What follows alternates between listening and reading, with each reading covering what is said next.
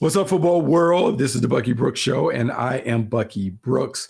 We're coming off of a very exciting draft weekend where we saw 257 guys hear their name called, realize some dreams, going to teams.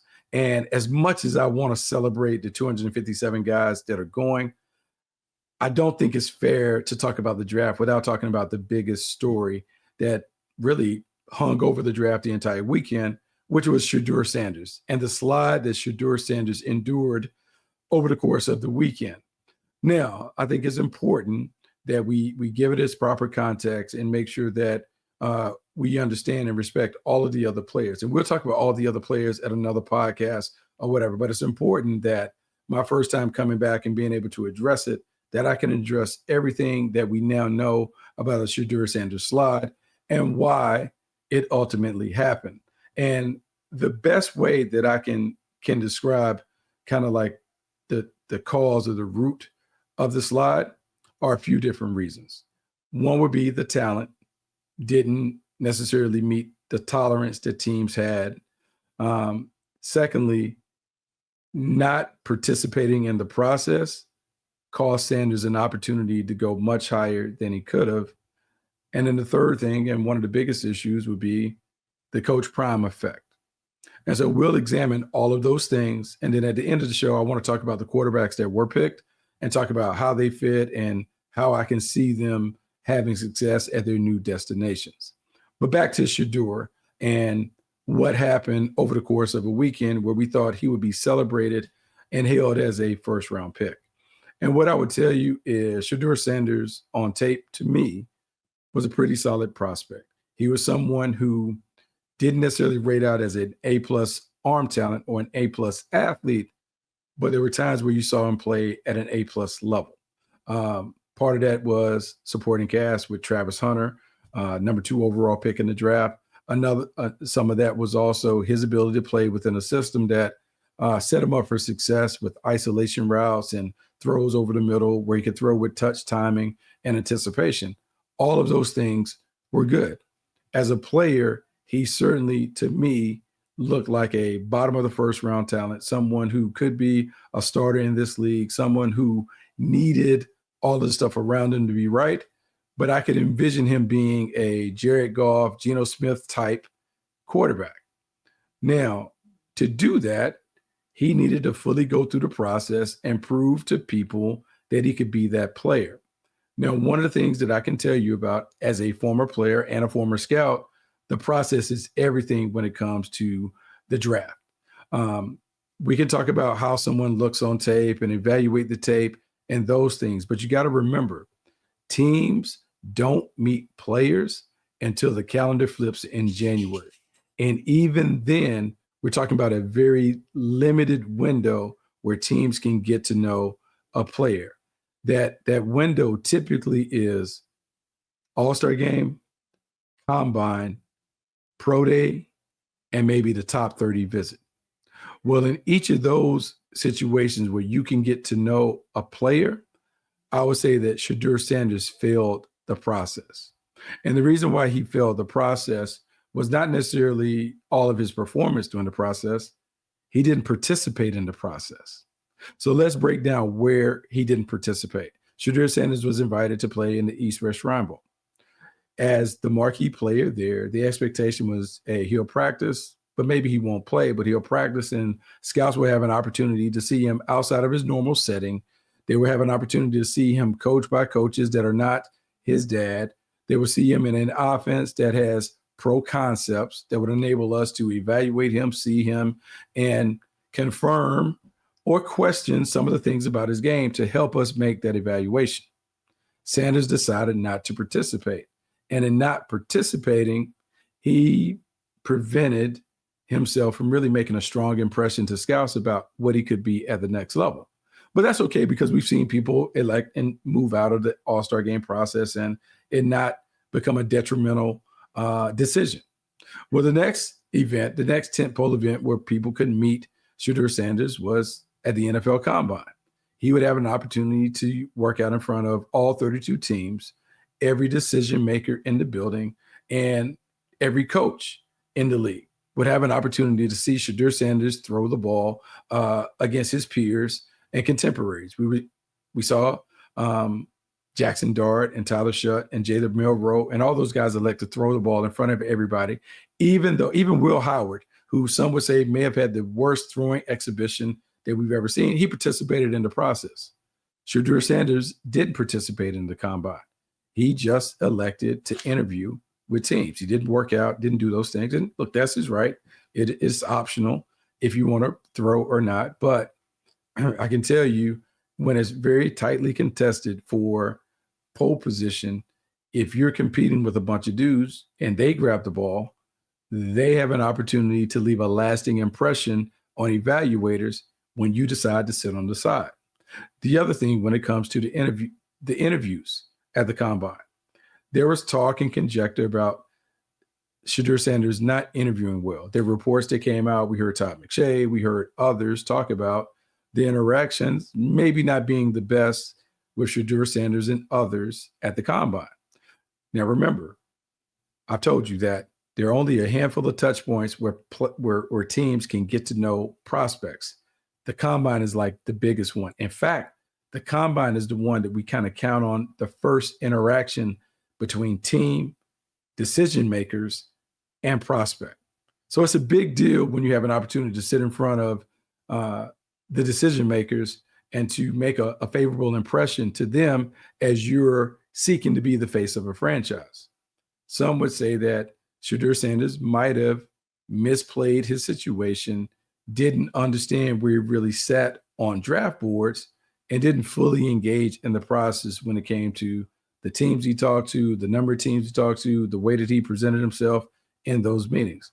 Now, he won't be the first person to have either bombed meetings or not live up to expectation in the meeting.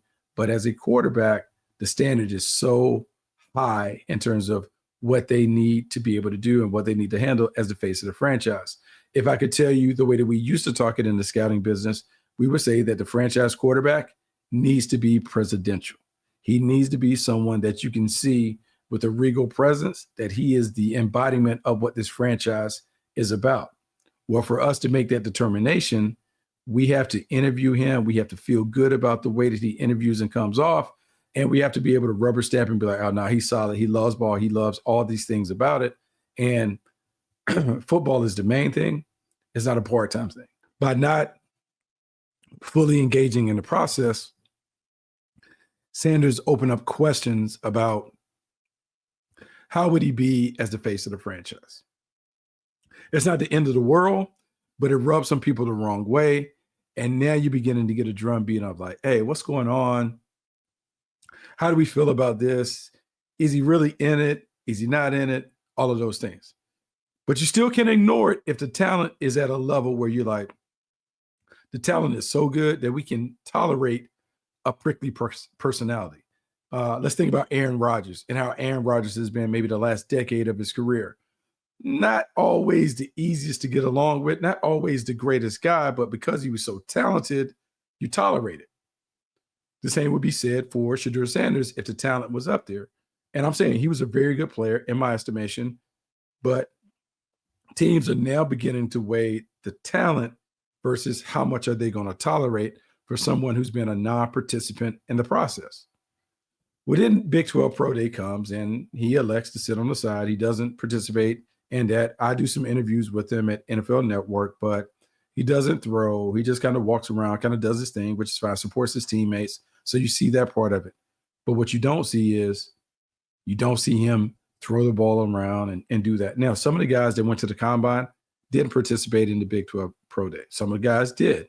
It's all on you, but we've gone months now. We're now in March. We've gone 3 months without seeing Shaduer Sanders throw the rock.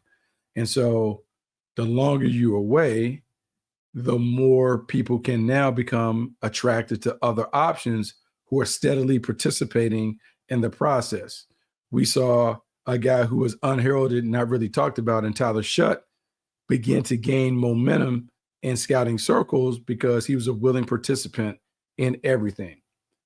Bowl game, combine, those things, interviewed well, crushed it, despite being a guy that I would say, like, look, he got beat out at Oregon. didn't play well or have an opportunity really to play at Texas Tech because of injury, goes to Louisville, plays 2 years. And look, he came on his final season, but a 7-year player that we're just talking about. But because he did the other things right, people were willing to forgive some of the things that showed up through his playing career because they fell in love with the guy. Shedeur didn't allow people to fall in love with the guy because he didn't participate in the process. Well, now let's move ahead to pro visits and top 30 visits. And now you have an opportunity to sit down and sell yourself, right? And before that, he showed up. He had a showcase at Colorado. People got a chance to see him throw it around the yard. He did his thing. We saw it. It wasn't the greatest pro day workout, but it wasn't the worst. It was solid. Like, that's the best way to do it. Ball fluttered on intermediate stuff, threw the deep ball well, but we had a chance to see him, and that's the first time we've seen him since the bowl game where they got absolutely crushed, and he didn't play great in that game. So now we wrapped up all of the physical portion of it. The only thing that's left are the visits where you can sit down and talk to the teams, eat with people, get really, really comfortable with people. But at the same time, you get a chance to go through a sample install, meet with people, and do all that other stuff. And by all accounts, like, this is public. People talked about that didn't go well for him for some teams. Some people felt like he didn't take the process seriously. Some people felt like they called him on it, didn't respond well. All those reports that are out there. I wasn't in the room, but I can only go by like what I hear and how you kind of put it together. And some of the conversations that I had wasn't great. And so now that part isn't great. So when we look back and we talk about the process, what was great about his process? The talent was good, but the process was terrible. So now if the process is terrible and we know we don't play a game from the end of the season to the draft, you've now failed the areas that create an opportunity for you to build momentum heading into the draft. Think about this as being a civilian going for a regular job. Well, when we go for a regular job, we've always been taught, hey, put on your blue suit, make sure you have your tie there, show up early, research the company that you're interviewing with, make sure you know who your boss is, make sure you know any other people that you might interview with, any touch points, have a little information on them. Because what you want to do is you want to put your best foot forward and make them feel comfortable about bringing you on board. Shaduer Sanders didn't make them feel comfortable about him coming on board. Now, let me talk about this because I think it's important, because there have been all these dynamics where people talk about it being a racial dynamic and all of these things. And look, I'm not one that believes that racism doesn't exist. I don't think this was a racial thing. I think this was a misunderstanding from a prospect who didn't fully understand the process and didn't fully put together a plan that would allow him to shine during the process that's really, really important for some teams. That's what I would say it is. The other part that I would say impacted the slide when it came to that is the talent. As I take you behind the curtain when it comes to the draft room, when you look to the left, there's a vertical board. That vertical board may have 150 of the top prospects ranked from 1 to 150. That board is just whatever the grades are. We rank from 1 to 150, and whatever you sit in, that's wherever you're slotted, that's where you're at. On the other side of the room, there's what we call the horizontal board.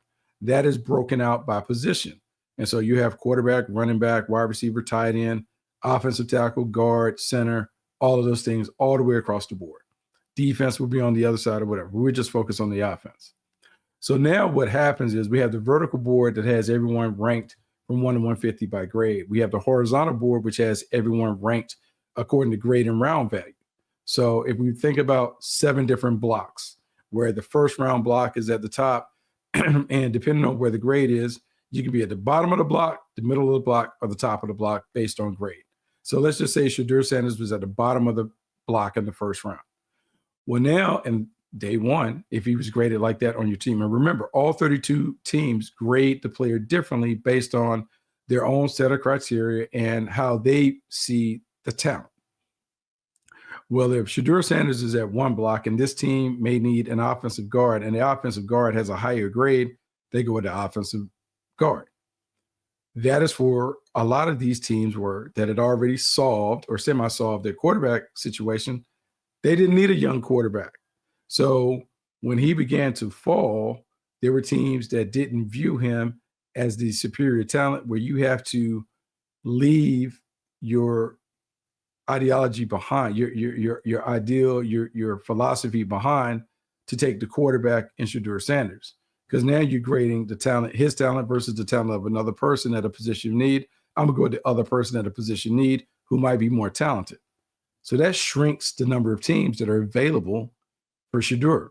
And as you're going through the process, and now that you fall out of the first round and day 2 is coming around, and Tyler Shough goes to the Saints, and that's another opportunity that's closed off. And the Seattle Seahawks go and mess around and they get Jalen Milroe in the 3rd round, and you're looking around like, hey, what's going on?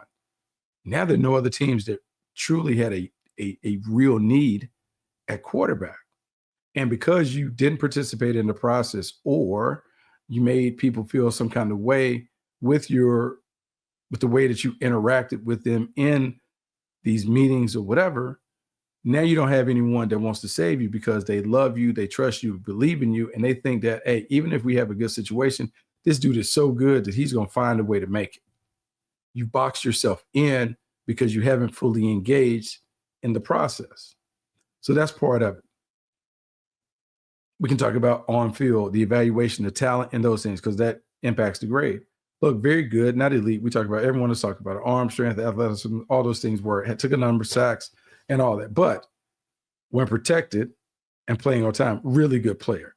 Probably the best processor player of anybody in the class. When he's protected, he's going to throw the ball on time, touch time, and anticipation, all those things stand out. And I don't care what anyone tells you, when you look at the tape, those things show up. But because he's more of a dinosaur at the position, and people want the shiny things like the guys that are dominating at the top of the food chain. Who are those guys? Pat Mahomes, Lamar Jackson, Josh Allen, MVP types. Those guys are all athletic, all with what I call superpowers, all with elite traits. Shaduer Sanders doesn't have any of those traits. And so when teams are looking for the franchise player and they're comparing Sanders to the elites at the position, they have to figure out how someone who doesn't have superpowers can match up with these superheroes that he's going to face off, because we got to get past the superheroes to get to the Super Bowl. That's just what it is. So now the number of teams that want him and his style shrinks even more.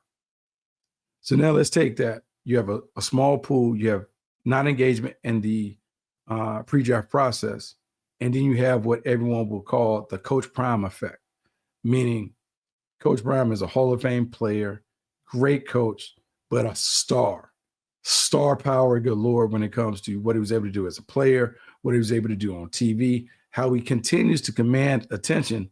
Man, even though he hasn't played in like 30 years, he's still viewed as that guy. Well, that comes with a lot, because he is flamboyant and swaggy and all of those things that he is, because that is part of what has made him great when it comes to being a marketing bonanza away from the field. Well, some people are worried because he's had success as a coach at Jackson State and now at Colorado. He's always coached his son. Man, if I bring his son in, does this mean that he is going to come for my job? Either directly or indirectly, based on his perception on how his son is either utilized, given opportunities, and those things. A strong coach, that won't bother. But any coach with some insecurities about his job, his situation, his relationship with the ownership, why would I want to engage in that process? So now you have all of these things where we can kind of point to where you're saying, man, like the process is not being great. The tape is solid. The talent is above average. Far more negatives than positives when it comes to the evaluation. That's why you sit here and you look and you're like, man, we're in the 3rd round, we're in the 4th round, no one's pulled the trigger. Then you get to the 5th round and you're like, man, is he going to fall all the way out? The one thing that we knew is that the Philadelphia Eagles are a quarterback factory, and perhaps they would have been the team that ended the slide if the Cleveland Browns didn't jump ahead of them to take the quarterback. We'll never know, but that was certainly a possibility given the way that Philadelphia wants to be a quarterback factory. take the quarterback, develop the quarterback, flip the quarterback for a top pick. That's how they operate.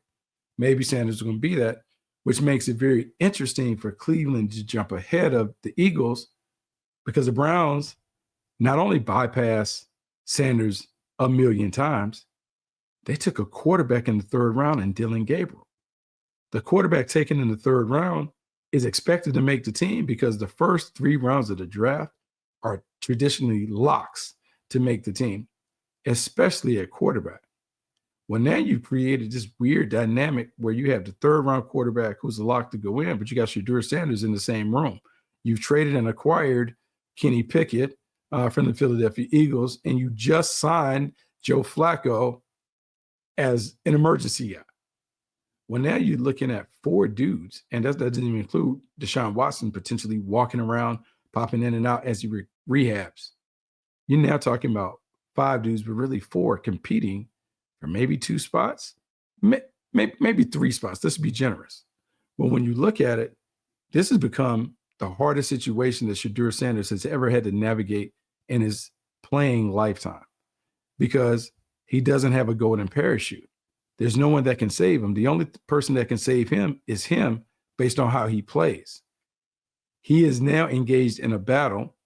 Take Joe Flacco out, because they know what Joe Flacco can do based on how he played coming off the couch to help them. Kenny Pickett, Dillon Gabriel, Shedeur Sanders are in a 3-way battle for potentially 2 spots.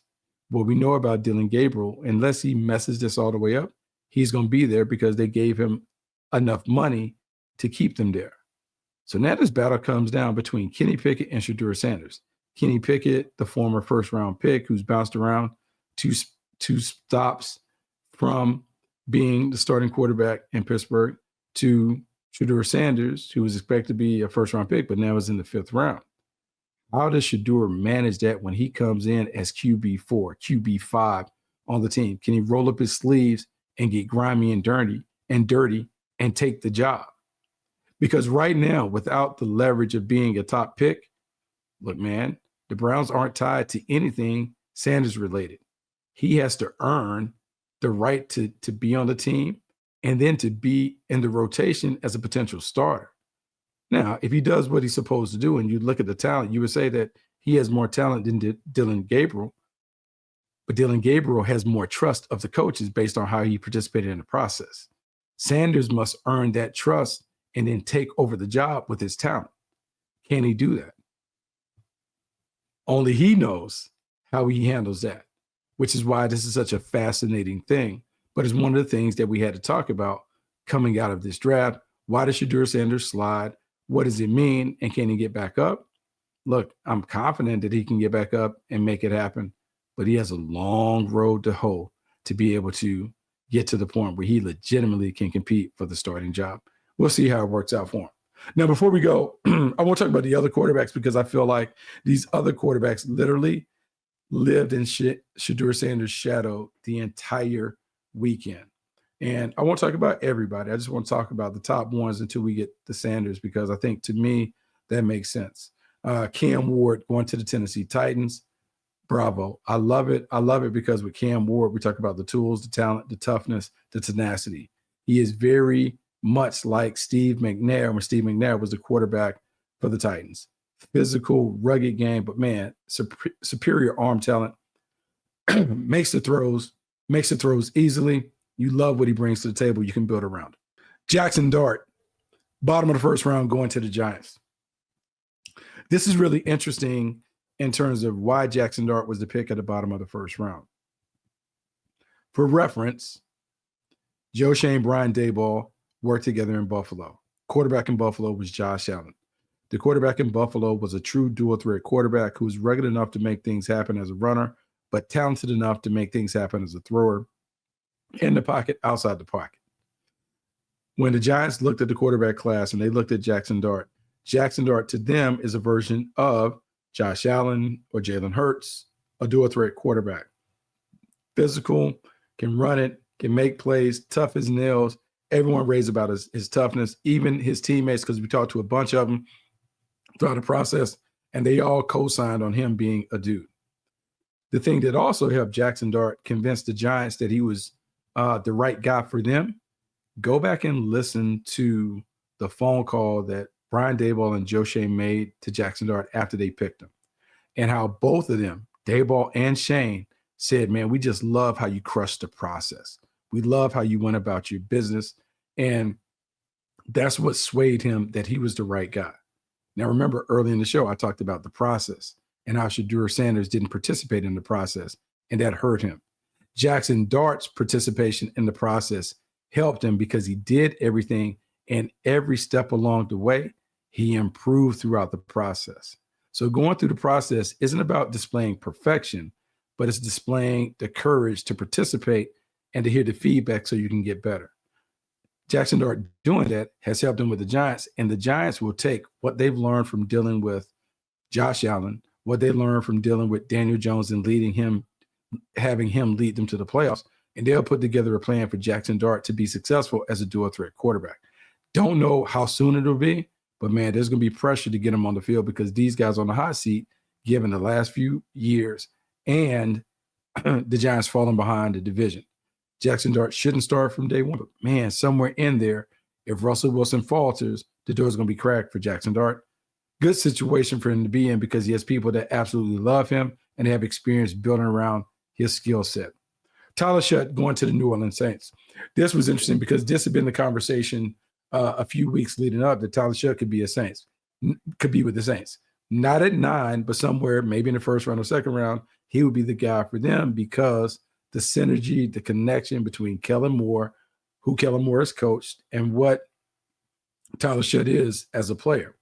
Tyler Shough is gifted as a player, tall, prototypical size, very good arm talent, athletic, all of those things.